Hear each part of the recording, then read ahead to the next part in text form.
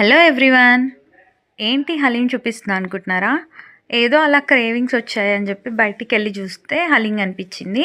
అప్పటికే వద్దు వద్దు అనుకున్నా కానీ సర్లే తీసుకుందాం, చాలా రోజులైంది కదా అని కొనుక్కున్నా. సో ఆ బాక్స్ చూసారు కదా, దాని ప్రైస్ 150 పడింది. సో జిఎస్టీ అంతా కలిపి 158. పోనీ తీసుకున్నందుకు ఏమైనా లాభం ఉంటుందేమో, టేస్ట్ బాగుంటుందేమో అని ఎక్స్పెక్ట్ చేశా. కానీ టేస్ట్ అయితే చాలా చండాలంగా ఉంది. హోటల్ బాగుంది కదా, నీట్గానే ప్రిపేర్ చేస్తారేమో అని ఎక్స్పెక్ట్ చేసినా కానీ నిజానికి బయట 120 రూపీస్కి ఇచ్చే సింగిల్ బాక్స్ చాలా బాగుంటుంది. అండ్ దాంట్లో క్వాంటిటీ కూడా కొంచెం ఎక్కువే వస్తుంది అనుకోండి. సో ఇదైతే టేస్ట్ బాగాలేదు, క్వాంటిటీ లేదు. అసలు టేస్ట్ బాగాలేకపోతే క్వాంటిటీ వచ్చినా వేస్టే అనుకోండి. కానీ ఏం నచ్చలేదు అనమాట అస్సలు. ఎవరైనా సరే నాలాగానే ఇలా డబ్బులు వేస్ట్ చేసుకునే వాళ్ళు ఉంటారా? బాగుందో లేదో ఫస్ట్ ఎవరైనా అడిగి తింటా మోస్ట్లీ.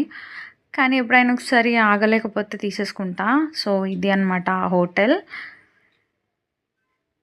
అండ్ ఫైనల్గా నాకు హ్యాపీనెస్ ఇచ్చింది అయితే ఈ సపోటా జ్యూస్. 40 రూపీస్ అయినా కానీ కూడా ప్రశాంతంగా అనిపించింది టేస్ట్.